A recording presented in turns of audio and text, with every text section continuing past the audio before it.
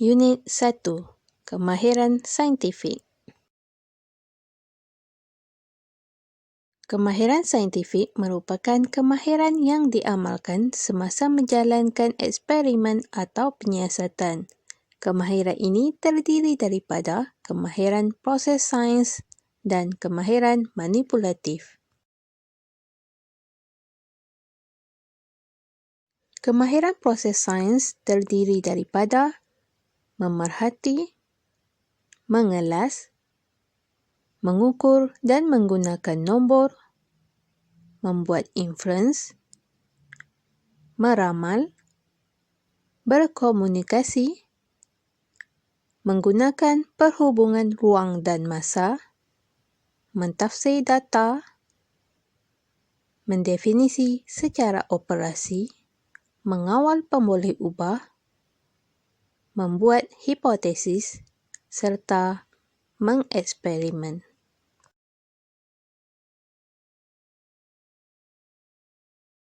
Memerhati ialah kemahiran menggunakan deria untuk mengumpul maklumat tentang objek dan fenomena yang berlaku.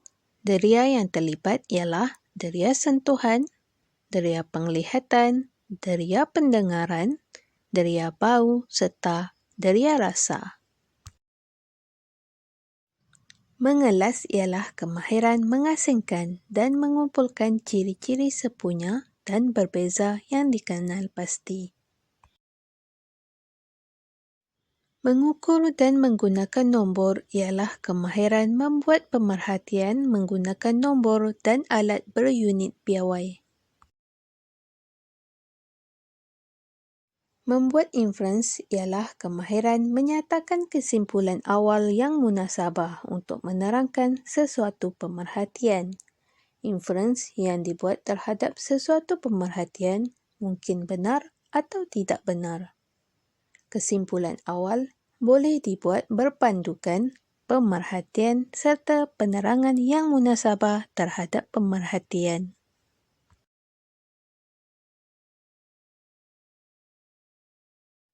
Meramal ialah kemahiran membuat jangkaan tentang sesuatu peristiwa yang akan berlaku. Meramal tidak sama dengan meneka kerana ramalan dibuat berdasarkan pemerhatian, pengalaman lalu, data atau pola. Berkomunikasi ialah kemahiran memberikan penerangan tentang tindakan objek atau peristiwa menggunakan perkataan atau simbol grafik seperti jadual, graf, rajah atau model.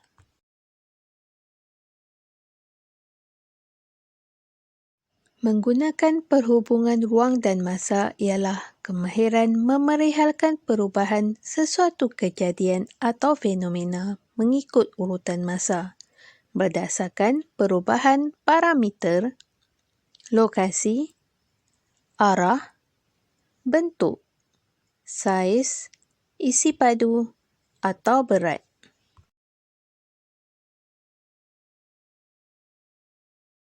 Mentafsir data ialah kemahiran memberikan penerangan yang rasional tentang objek, peristiwa atau pola daripada data yang dikumpulkan.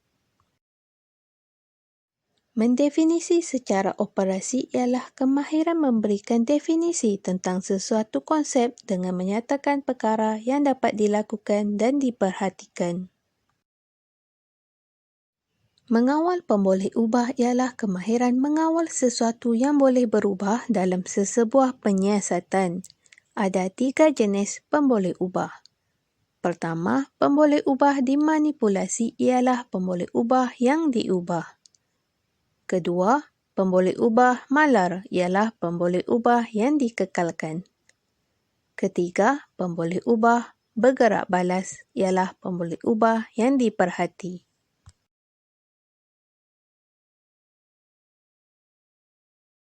Membuat hipotesis ialah kemahiran membuat pernyataan umum yang boleh diuji tentang hubungan antara pemboleh ubah dalam sesuatu penyiasatan. Mengeksperimen ialah kemahiran merancang dan menjalankan penyiasatan untuk menguji sesuatu hipotesis dengan mengumpul dan mentafsir data bagi membuat kesimpulan daripada penyiasatan tersebut. Langkah pertama mengeksperimen ialah mengenal pasti masalah. Kedua, membuat hipotesis. Ketiga, merancang eksperimen.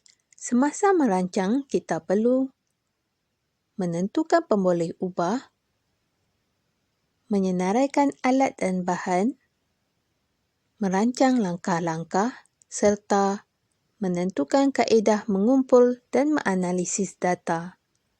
Langkah mengeksperimen seterusnya ialah melakukan eksperimen, mengumpul data, menganalisis data, mentafsir data, membuat kesimpulan, dan langkah terakhir ialah menulis laporan. Kemahiran saintifik yang kedua ialah kemahiran manipulatif. Kemahiran ini merupakan kemahiran psikomotor semasa menjalankan penyiasatan sains. Ada 5 kemahiran manipulatif. Pertama, menggunakan dan mengendalikan peralatan dan bahan sains dengan betul.